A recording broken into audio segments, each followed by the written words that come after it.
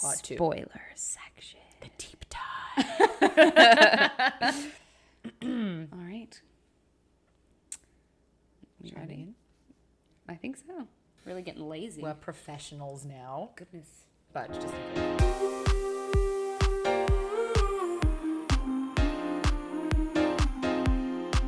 Lovely. Hi, everyone. I'm Izzy. And I'm Jessica. And welcome back to the greatest genre, aka fantasy romance. Yes. Where today we will be reading, dissecting, and fully fangirling over the spoiler section of chapters 42 through 46 of A Court of Thorns and Roses. Yes, this is season 1, episode 9. Part 2. Spoiler section. The deep dive. So if you haven't already read all of ACOTAR, Crescent City, and Throne of Glass, and you do not want to be exposed to spoilers about any of those 3 series, I am so sorry. I cannot advise for you to listen any further because we will be discussing spoilers throughout this episode. We will be theorizing, hunting for Easter eggs, comparing and contrasting. So please, perhaps instead use this time to read a little bit of anything. At Emlyn Genados. Yes, perhaps go and dive into the SJM series that you haven't conquered yet, or read some more of that next book if you can, and then come back to us when you are ready. Yes. You have great things ahead of you. Honestly, I'm kind of jealous. We cannot promise that you will not be slightly traumatized, but it's all worth it in the end. There will be tears, and you will still ask her for more. Yes, exactly. So without further ado, shall we cheers? Our final spoiler section of season 1. Skull. Let's go.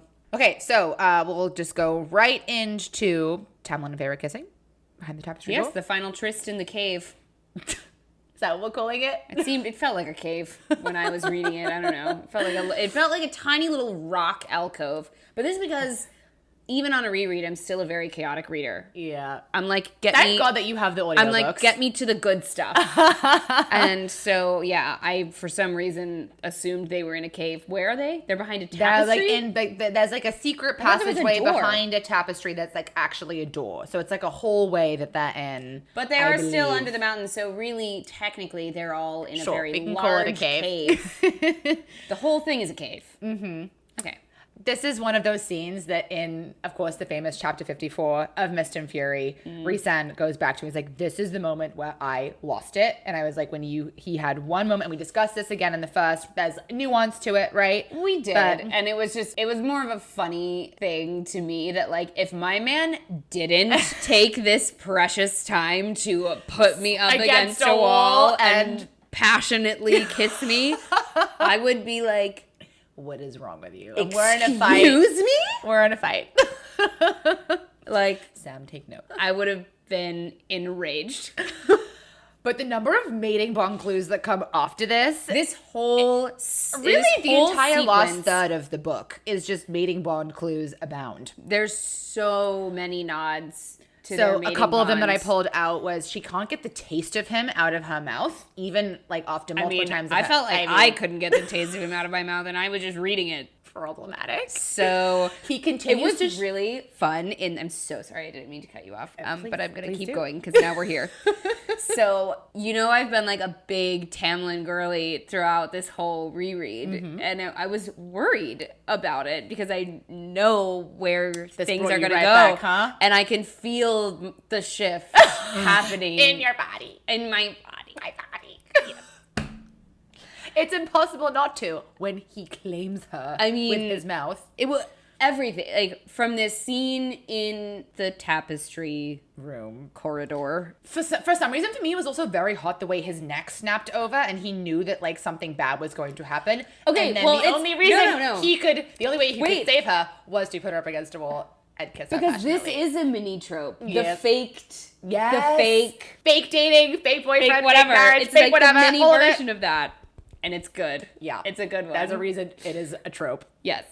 So it's everything about this. It's the way that he's been secretly strategizing the entire time. The way that he finally comes to her cell and is just like drops the wall, drops the facade, is vulnerable with her. When she realizes that he's been trying to save her even before she was under the He's been mountain. trying to save her, and he's been trying to save everyone. Mm-hmm. And even then, towards the end, where he is screaming her name, he's trying to kill the Amarantha. bond going taut between the bond them. between the two of them. You feel yourself starting to gravitate towards this Sometimes character. on the mating, you know, it was so clever of SJM to throw a bargain in there, because that is what stops you from predicting that they are mates right away, or at least with me. I'm actually not as good at predicting endings as you are. Well, when I had first read this book, you still don't really know on the reread, knowing that the mating bond is such a cornerstone of her stories and of her romantic pairings, that it's such a critical part of the story.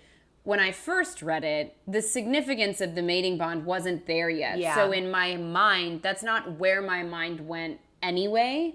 So But when she was so clever to throw a bargain in there, because there was already some sort of bond, and it tricks you almost. Well, and I feel like if I had been a more astute reader, I might have still been confused because of that bargain and that bond that exists already. It's definitely a red herring, and it makes me wonder, because Rhys is so shocked when that bond snaps into place at the end. We know that he's already suspected for a long time, but he hasn't actually felt it snap into place, and that was the physical manifestation of all of his But do we suspicions. think that he makes the bargain he made with her to throw people off? Because when a mating bond snaps into place, can't other people like smell it? Like Azriel can smell Lucien and Elaine's mating bond, even though Elaine hasn't accepted it. Well, if that's true, then that's an inconsistency. Unless a bargain bond would smell similar. That's a great point, and it's not something I think that's fully explored yet in these books. And it'll be interesting once we get to the next ACOTAR book. Oh my God! Thank God. Every single time we get the news that a new SJM book is coming out, with anxiety. At first, I'm like super excited, and then I'm immediately dreading it because I'm so scared. I know. It's going to be tough. And I don't like all of her insinuations about the trauma that Hunt and Rune are about to go. But that's for a different... Yep. That's for the next episode. We're putting it in a compartment. Yep. We are compartmentalizing. Again, Mating Bond Clues continues to show her his wings. And she doesn't understand the significance of him doing that. Well, and I had forgotten that the rest of Prythian doesn't know that he has They them. literally have no idea that he's Illyrian. They think he's just High Fae. Why? Because I think his mom died pretty young, right?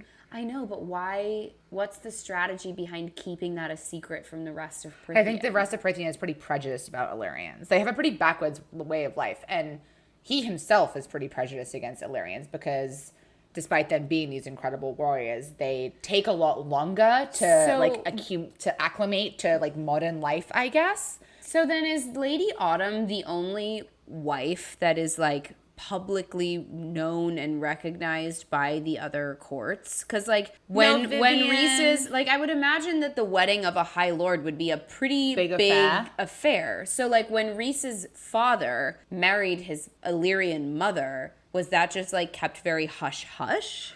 I don't know. But I agree there are some questions there that beg to be answered. I don't understand wouldn't that make him seem more terrifying and more imposing? But that he has also this ability that none of the other High Lords do. He also wasn't a good man. We know that about him. And Rhys's father? Rhys's father. Oh, I can totally see. I mean, and I don't think that he was particularly again, there is a lot more to this part of the story we do not know. I think the point here is that there's just much more to unpack, but I'm just wondering from Rhys's point of view.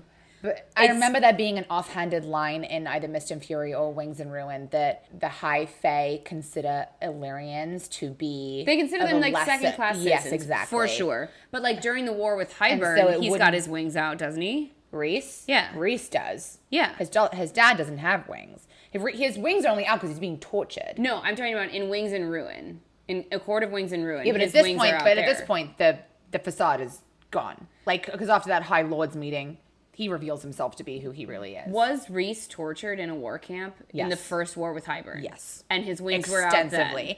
Extensively, yes. So then they do know he has the wings. But that was 500 years ago. I don't think Amarantha ever knew, because Amarantha was separate. She was off torturing Jurian. And this is again, he goes through this in Mist and Fury a little bit. She was completely separate from him. There were a bunch of lesser generals or whatever on Amarantha's side that were torturing him. No, that makes sense. I'm just trying to track, because Rhys makes a point of saying to Feyre, there are very few people who know about this, who I tell about my wings. And it just sort of seems surprising, because to me, it seemed, because, right, like a lot of the people on Amarantha's side died afterwards. Well, but Rhys's whole thing is that he always tries to seem as terrifying as possible. Mm-hmm.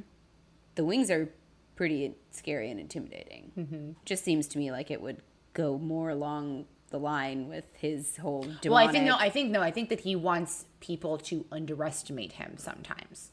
Like, he wants to be intellectually that way, and he wants his Damati powers to be the thing that people are terrified of. Mm. He doesn't want people to know that he has this entire other arsenal of things that he can use, from what my understanding is, on brief sections of rereading of Mist and Fury. Well, again, and holes in the plot. The other note that I have is, like, once again, the moments where Rhys decides to step back and invoke the big picture are a little bit inconsistent. And it's not necessarily that I think it's an inconsistency in Sarah's writing. I think it is supposed to be an inconsistency of this character, because he is not really... For all of his incredible qualities, he's not really a citizen of the world, to say.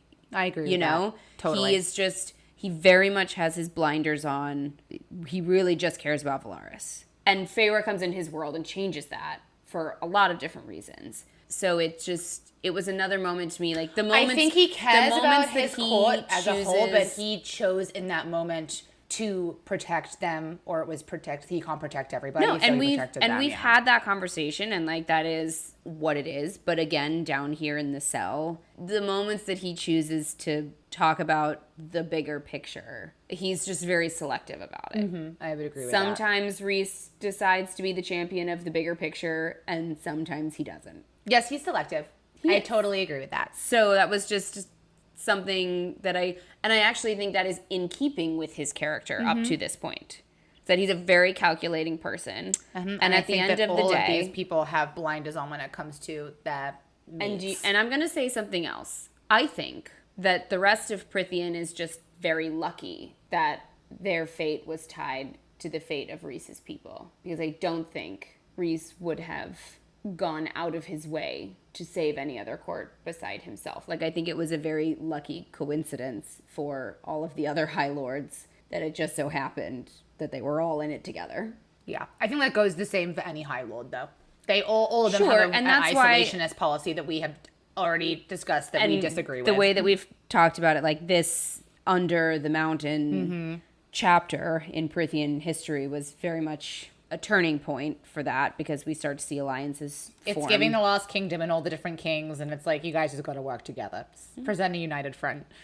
When he comes to her cell, I think so. This is, I think, when he is in chapter 54 of Mist and Fury this is after he has to service Amarantha, because this is when, after he comes she to her catches cell right them afterward. kissing, this is when you go into book 2, he says... That is when she knew. That is when she figured out, she began to suspect that I was not truly on her side. And so she made him do all of these things to her. And he didn't dare, like, shatter that deception. And so he had to really commit. Yeah. And I think part of the reason he is so depleted when he comes back to her cell and he just, like, leans against the wall and he's like, I need a fucking minute. Is because he's being abused. He's being sexually and emotionally abused by Amarantha, and that is a very, very intense traumatic thing to endure. And this is when we had a brief discussion about this in the non-spoiler section, but when he reveals that it was his family that killed Tamlin's family.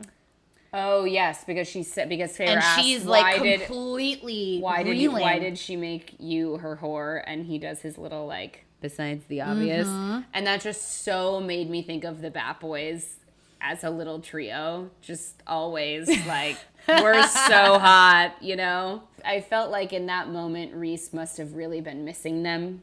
And I'm sure that they were weighing really heavily on his mind and on his heart. And so I almost just felt like he said that less to Feyre and more because he really wished he could have been saying it to Cassian and Azriel. And in that moment, so then after that, I love that there are little moments in these chapters where Cassian and Azriel and the Inner Circle as a whole are present without him saying anything. Like little things and little moments on Reese's face when you know he's thinking about them. And on the reread, you know that that's what he's thinking. And that's what makes rereads so special. So after he makes this little quip, then he kind of tells her the crux of it, which is, my father killed Tamlin's father and his brothers, who we know from previous chapters were very chummy with Amarantha. Exactly. And because his father killed her friend, Tamlin's father, she decided Rhys's punishment would be a little steeper than the rest of the High Lords. And it just made me want to go and reread a little bit about the history between Rhys and Tamlin. I agree. Because we get this moment earlier where we know that, and we mentioned this in the first portion of the episode, where Tamlin does tell Feyre that it was an enemy court that killed his family, and that's all he says about it. And then Rhys reveals that it was actually his court that killed Tamlin. But there's so much that isn't being said. So I went to Mist and Fury, and I did some reading. So I went to the library. I went to the library. Well, and there's actually several. We get one other nod in this section, in these final chapters, to the history between Rhys and Tamlin, and specifically the murder of their families. Because when Rhys goes and drops his sort of kernel of power onto Feyre, he says we're even. Yes. So yes, I was hoping that you would be able to I did, because I had this handy little digital go copy. back to the good book and refresh for us the detail. Like, so up to the events that unfold in ACOTAR, what exactly has happened between Rhys and Tamlin's families? So Rhys is a little bit older than Tamlin, first of all. So he fought in the original war against Hybern. That Amarantha was a general in. And which wasn't necessarily against Hybern, but it was almost sort of this civil war over human slavery. It was about 500 years ago, and Rhys was I think, fully grown Fae at this point, and Tamlin was. Well, we know that he was slaughtering on the battlefield before Lucien was born. Hot. And Tamlin was too young to be in the war. So Rhys says, when he first met Tamlin, he thinks that Tamlin was actually pretty decent for a High Lord's son. And because of everything that we know that they were never truly friends. And I think this is just stupid. Well, we know that Rhys never really accepted Tamlin as a friend. And also he doesn't really tell anybody about his true nature that's not inside his own court and inner circle. But I do believe Tamlin considered Rhys to be a friend. I agree. And that is what makes this whole situation so messy. Yeah. But he does say he thinks that Tamlin is decent for a High Lord's son, especially since he actually, and I didn't catch this on the first read, he thinks that Tamlin's brothers are actually worse than Lucien's brothers. Rhys took pity on Tamlin. I shudder to wonder how attracted I would have been to them. Oh, no. Just kidding. But we know that Rhys actually took Tamlin under his wing a little bit and started teaching him some Illyrian war techniques and kind of training him in the Illyrian way. Yes. Rhys's family knew about this and didn't like it. It was almost like a little rebellion because Rhys and his father had a tenuous relationship, the same as Tamlin had with his father. They had a lot to bond over. And what they have in common is that both of their mothers were very gentle souls and kind women. Is that something that Rhys says they discussed? No, or bonded but we over? know this through Tamlin loved his mother. We know this from the first book, a few chapters back, and we know that Rhys loved his mother as well. Yeah. She was always a source of comfort for him, contrasted with his father, who was a nasty fucker, to say the least. I don't know why, but I was just so not prepared for you to say that. So Tamlin's father was totally threatened by Rhys and by Tamlin because they were actually both stronger than he was. Rhys's mother and his sister were supposed to come visit Rhys while he was training a new unit. He was supposed to come meet them halfway and escort them to where he was, but this is where the story gets murky. He decided to stay and train his new unit. So was he supposed to meet them on the road? He was supposed to meet them on the road and halfway. And he decided to stay, which doesn't seem in keeping with his character. No, it doesn't. And what happened was Tamlin's father and Tamlin's brothers and Tamlin went and they intercepted, and this was on Night Court soil, and they went and they intercepted them and they killed. That seems extremely reckless. It just seems so off. There is so much information that we do not know. And the only reason that they knew where Rhys's family was is because Rhys had told Tamlin.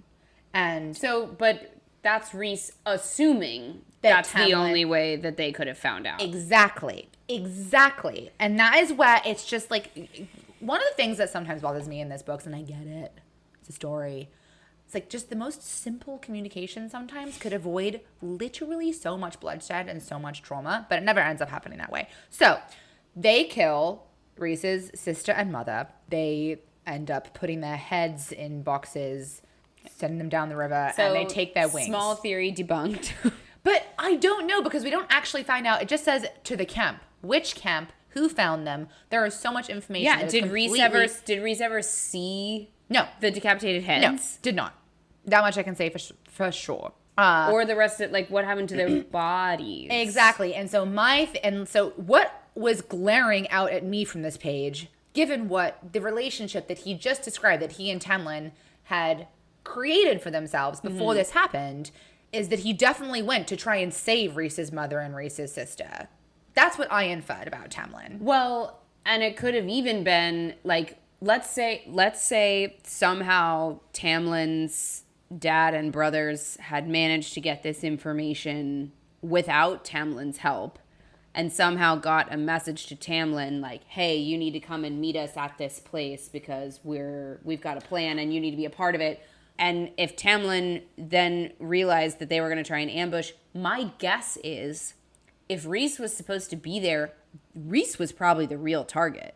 And that's actually, I didn't even think about that. And so what if Tamlin convinced Reese, what if Tamlin said, I will go and meet your mom and sisters. You can stay here. Just so much that we don't know. It's very plausible that Tamlin could have been trying to thwart this. And it is just not in keeping with what we know of Tamlin. What we know about, he would never ever do something like that. So like something is just so amiss, and it frustrates me because Rhysand, like we've said, is supposed to be very, and I get it, this is probably incredibly emotionally driven. His revenge that he takes here. So he finds out that his sister and his mother are dead. His father and Rhys both go to the Spring Court. So this happened on Night Court soil, the murder of his mother and his sister. They go to the Spring Court.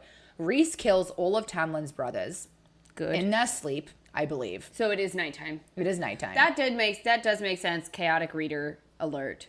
I didn't pay attention to the detail of what time of day it was, and so at one point I did think it was weird. I was like, so in the Spring Courts, everybody just like hang out in their bedrooms? No. It was nighttime.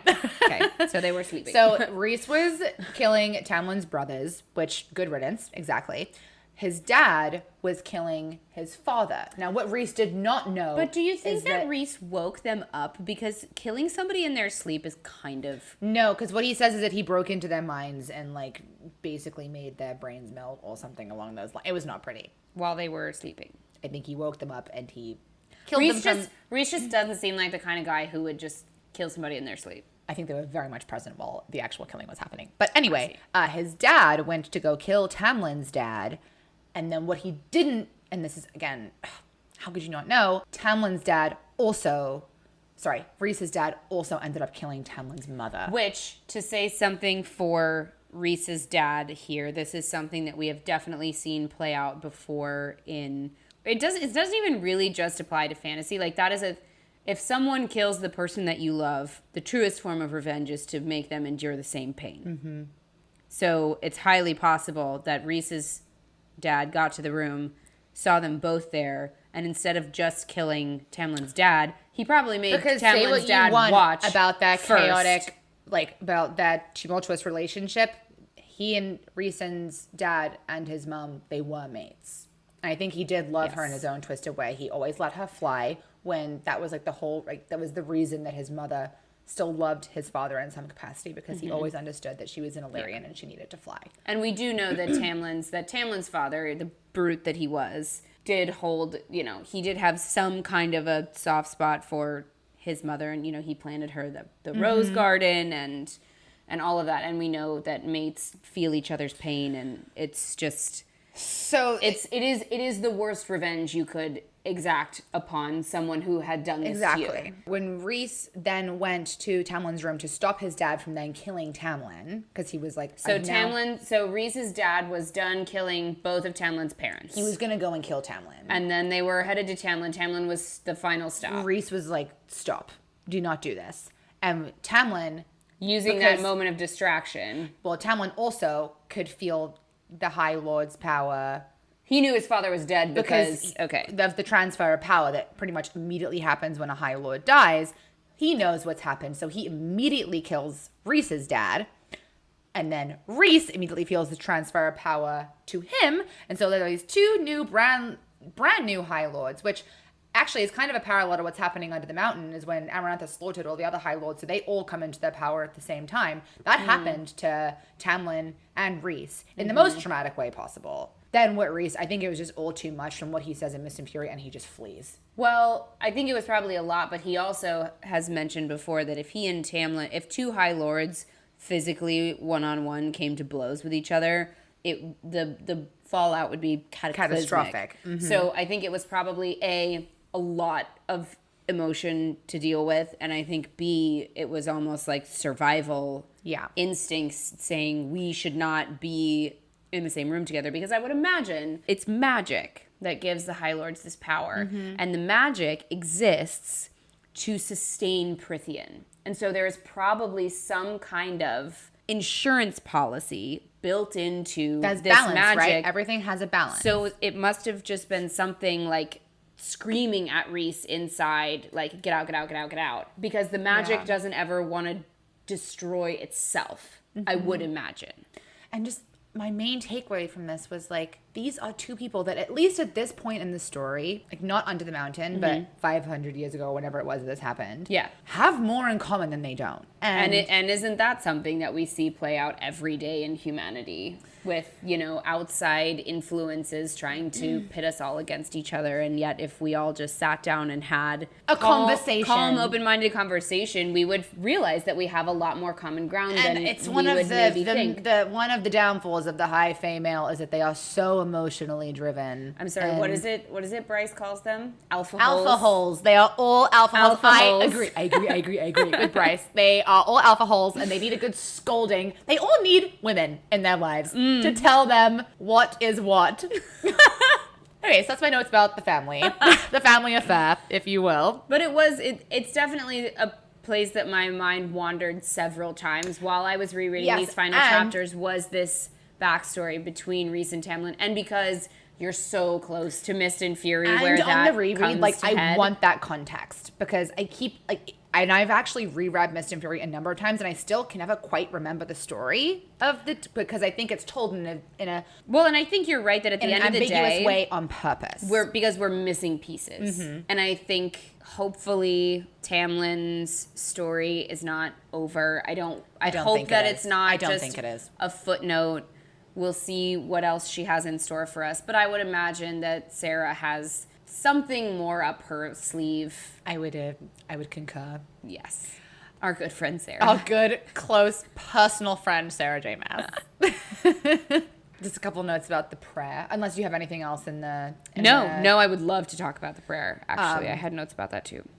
So I was just rereading it, and I was trying to reread it because I'm sure there are little nuggets in the prayer that are going to come up later, especially since she repeats it. Now, I can't remember if it's repeated, and I should probably... It's the same prayer Tamlin said to over the fairy. Yes, I'm trying to remember if it happens at any other point in the ACOTAR series, and I can't... Nothing's jumping out at me, and it might be a good thing for me to Nothing was research. jumping out at me either, but I did want to talk a little bit more about afterlife in general in the Sarah J. Maas verse, because it did become very clear to me during this prayer and the prayer references the mother. That I just want to make that note. And they do seem to believe in an afterlife, that they are going to the next place. And knowing what we know from Throne of Glass and Crescent City about the fact that souls do live on after bodies die. Nehemia's soul comes back through the portal when Aelin, still Selena at the time, summons her. And Danica, we know that all of this stuff, the souls are very important. Yep. They feed the Asteri. So I was thinking to myself, okay, so the afterlife is a place. It is another realm. Is it plausible that it could be one of the worlds that exists in this universe where everything is sort of stacked on top of one another. It's an interesting thought. So my mind went in a slightly different direction when I was reading the prayer, when it starts off by saying, Mother hold you, cauldron save you. And so I did a Google. And on the official ACOTAR wiki, it says that the mother is the person who spilled the contents of the cauldron. And that is, and I didn't think of that because in our previous episodes, we were thinking like, is the mother Aelin? As much as I would love for that to be true, just because I want everything to always be to come about back Aelin. to Aelin, I don't think so. I think there is a connection between the word gates and the portals and the dread trove and the cauldron. I think those are all very important, powerful, magical objects that are going to have a huge impact on both their respective worlds and the connected universe. I don't think it's quite as literal as Aelin being the hands that were tipping over the cauldron. But what if it was? I mean, what if Sarah did that? if Aelin still had her powers, I would think maybe so, because her level of power, I think, would shock even Rhys, but not in her diminished state post-Wordgate. But wouldn't her diminished state be because there's that theory that she is now I mean, creative it could be, Prithian but or like the cauldron? But the mother is still actively doing things like saving Feyre and So giving in the fifth Nesta. book, in Silver Flames, is it the mother that she It makes? is- it is because the mother. She says she makes a bargain with the cauldron itself, but is the it the mother? No, the mother intervenes. Remember, Nesta says the mother stops the cauldron from taking everything, and the mother gives her something. Oh, that's so interesting to me. I need to know. So I need to know if more the about so that. and that makes me think that it's not Aelin. It was just a little. It was just a little note that I was like, my little antenna went up. It does make me wonder if it could be the same. The gods in Throne of Glass, the Asteri in Crescent City, and like the cauldron and the mother and the is it the connected? Daglin? No, Daglin are the twins. I thought. There's some who are the ones that way back when that like that original Illyrian warrior fought off. I thought it started with a D. It's when Nesta has her battle with what's his face. The Archway. I know what you're talking about. I'll remember it in a few minutes. Keep going. I think they all have something in common. Like the mother makes me think very much actually of Aelin's interactions with Mala. Yes, I actually agree with that. You know? Mm-hmm. And then there's the witches in Throne of Glass have their three-faced goddess. The mother, the crone, and the was it maiden or something? Maid. That's Game of Thrones, Mother, Maiden, Crone. I can't remember exactly what it is, but I can't even remember how we got here. It was my fault. I was talking about the mother and and Prithian and Aelin being. Yep, yes. it's my fault. No, so I think yes, because we're talking about the prayer. But I actually think this is where Sarah buries the most clues, because she's so well versed in so many different mythologies and religions and cultures, that this to me is the most fun aspect of these worlds to dig into and theorize about. Because especially like in Celtic lore, there are not necessarily three-faced, but there's references to like triple goddesses, The three-faced god, and and there's so much richness there, and I almost feel like that's the real. There's also a lot more focus on female deities than there are male ones. Yes, and Celtic and Welsh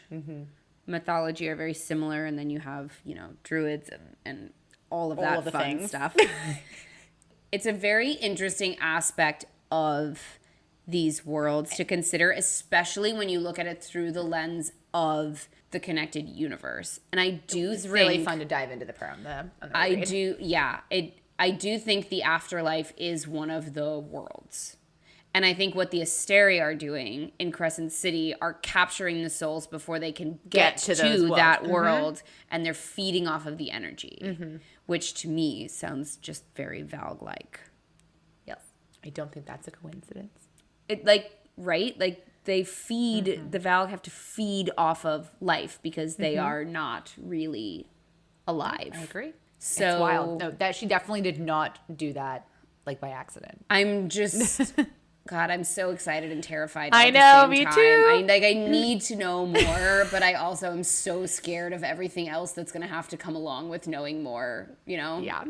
Okay, so bringing it back to these 5 chapters, I saw that was not to like diminish anything that you just said, but just to keep it slightly on There topic. was a moment in there in the middle where I was like, what are you talking about? So I Wrap it up. Rein it in. I had a small, maybe it's an inconsistency, but I couldn't tell. So let me know what you think. If everybody saw Rhysand going insane at the end of this, trying to save Feyre. He was How trying could to they- kill Amarantha, which I think No, is... he was screaming Feyre's name. He screamed her name once. They call it out once. She said, I heard someone yell my name. No, not someone. Rhysand. Oh, I read this as he was doing it multiple times. I read this as he was going absolutely nuts at the end of this. How can they still think that he is bad? Or that he is evil? Everyone just like forget? Just at the end of this, it was wrapped up very quickly. The ending of the book happened in a chapter. This massive tumultuous thing happened, and then everything happened in 3 paragraphs. Or it was like, and then these meetings happened, these meetings happened, and we went back to the spring court. And I was just, no one noticed that. Yeah, Rhysand no, like I was said, trying it to seemed like a very high level epilogue almost sequence. And I think that was done on purpose Fine. because the next really important things that were going to happen were happening in the next book. But I see what you're saying. Yeah, because it just felt to me like these are supposed, like you said earlier, these are supposed to be very intelligent human beings that have been alive for hundreds of years, and I've just, well, whatever. But the main note that I want to talk about in the spoiler section is Baron. Jessica. Yeah. No, I had to like lie down on this reread. Well, and it's like, and I could sit here and we could talk about it for probably another like 20-ish minutes. You don't have to. But really, here's the thing: I have nothing. Because Besides calling the it out, the fact. Okay, so just in case that you guys aren't clear, Just we're in case you're- actually what we're talking about. So and it was such a throwaway detail, even on the first 2 rereads, and on this one, when I'm literally going through everything line by line, it was so funny. I texted Jessica this a couple days ago when I was like, reading I this. said this to you, and Baron, who both in this book we know this, but also with the more information we find out about him in Mist and Fury, Wings and Ruin, and so on and so forth, he is the most brutal and evil of the 7 High Lords. well, he's cold, he's calculating, he's ruthless. What he did to Lucian. He's ruthless, and at the end of the day, the thing that matters more to him than anything else is his lineage, his progeny. His line. Because we know that it was the fact that the woman that Lucian fell in love with, who was a fae of lesser birth, someone that he deemed to be inappropriate. And he hates Lucian because he suspects, but he can never publicly address the fact that Lucian is not actually his son. And he split up his family during the original war over the human slaves. You've got your Autumn Court to lore down more than yes, I do. Because he wanted to preserve his line, and he made them vulnerable by doing this, and he didn't care because as long as his son, enough of his sons survived, his line would survive. That is what matters to Baron more than anything else, is the survival of the Autumn Court and the succession of his line. So it is not in keeping with his character that he would be the first one. And again, you made a very important note. He doesn't actually say anything when he comes over. He says nothing. And he comes over and he is the very first one to offer up a kernel of his power. But I have to say, maybe this is me misreading what happened in Wings and Ruin. I'm going to have to reread it, obviously. I was about to say, he seems get very really pissed angry off that she has any of his power at all. And he's like, maybe I should take it back. Well, here's the thing. Rhys then says, right, that this has been done before. Which also, like, how the hell did I miss that the first time around? Again, it seemed like a throwaway comment. It seems like if there had been I any... have questions. So many follow-up questions. If there had been any precedence for humans being turned into high fae, it must have happened so long ago that even Tamlin and Lucian didn't know about it. Because really, it's only Rhys and Baron that would know, because it's those 2 are the oldest. Besides, we don't know about Thesson. We don't know how old he is. He was the second, though. Yeah, so the order was, and I wrote down the order in case we ever had to come back to it. Maybe Tessin wasn't the... What chapter was this? 44? Okay, no, it goes autumn, summer, winter, dawn, day, night, spring. So Tarquin is number 2. Well, that makes sense. Yeah, because Tarquin is just, as we discussed last episode. Because Tarquin is the best. Amazing. He's the best one.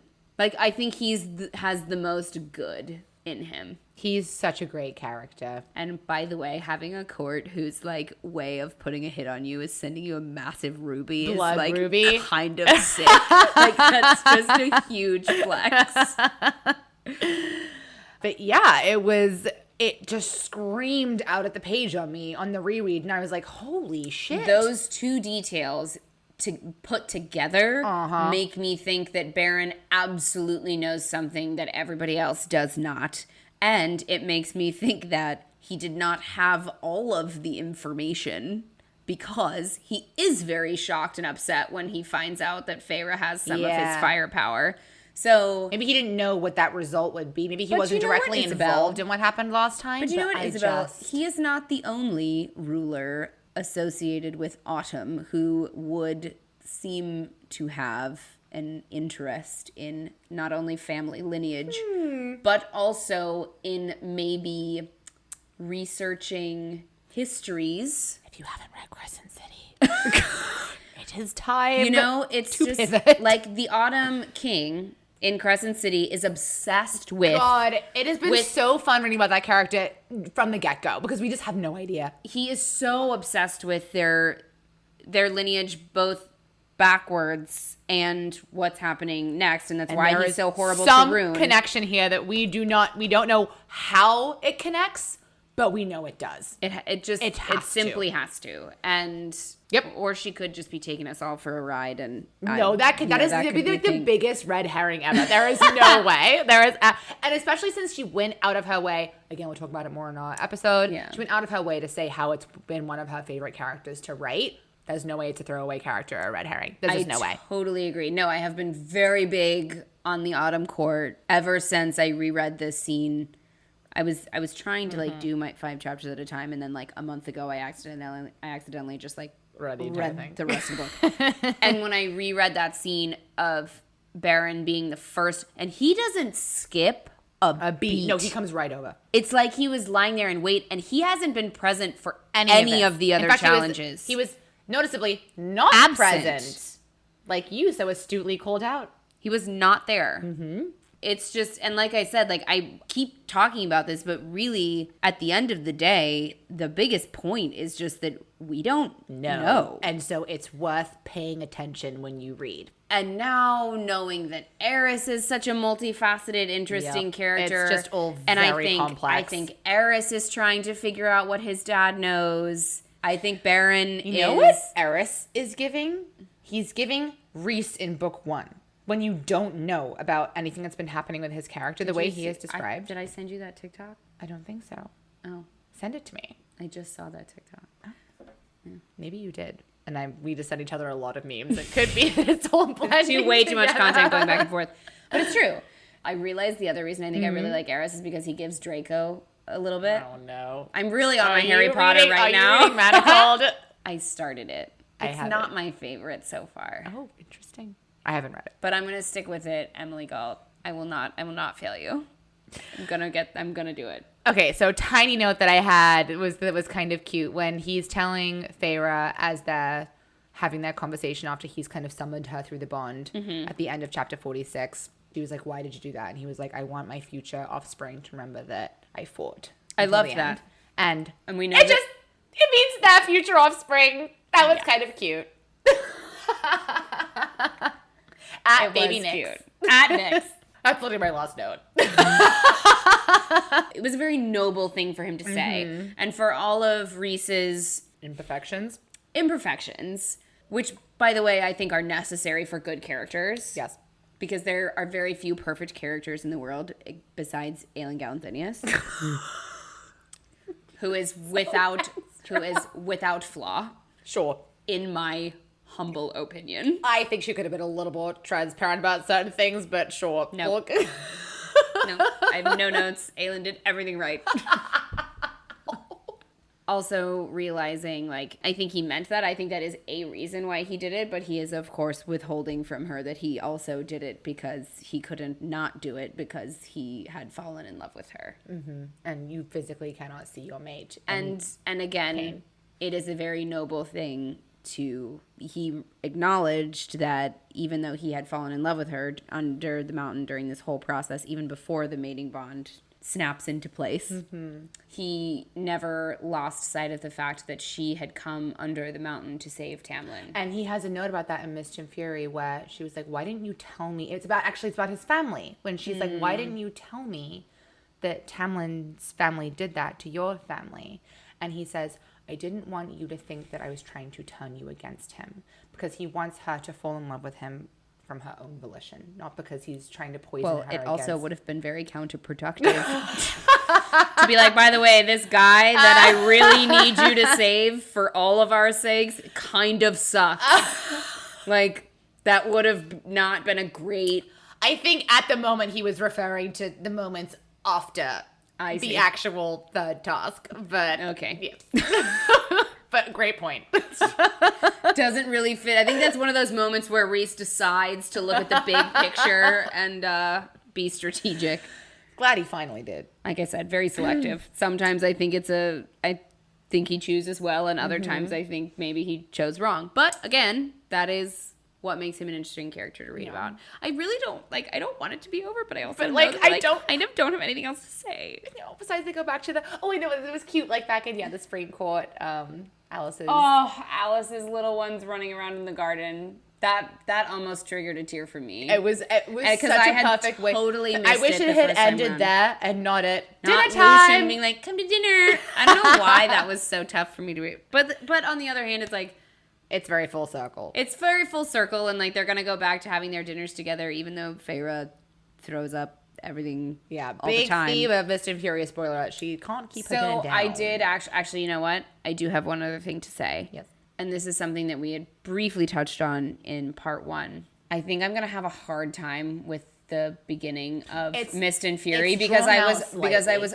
already struggling and like fighting the urge to roll my eye. And maybe it's because of the AI voice on my audiobook. It's a little drawn out. But it was just every other sentence from Feyre after this challenge is over is like, what I had done, what I had done, what I had done.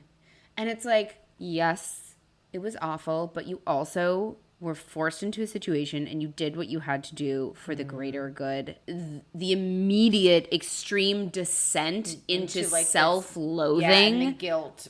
It just seemed like it happened really fast. And maybe it does. I've never experienced anything like what she just experienced. Yeah.